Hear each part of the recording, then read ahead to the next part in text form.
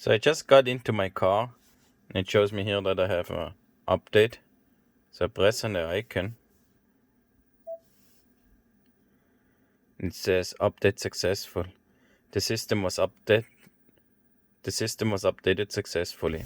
So I check on the details.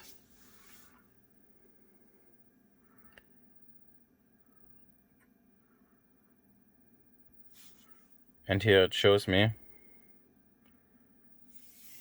the most recent update included the following: Ford Power Up 2.4.4. A small adjustment so your vehicle can prepare for future updates. Ongoing updates like this help you enjoy the best possible version of your Mustang Mach E. Your sweet ride just got a little sweeter. Don't forget that our latest update now function lets you install an update as soon as it's ready for your vehicle. And you can also take advantage of our new multi-day scheduling feature, which helps you manage updates that require your vehicle to be turned off for a short while. We know you're busy, so this feature lets you schedule and stagger your updates for the days and times that work best for you.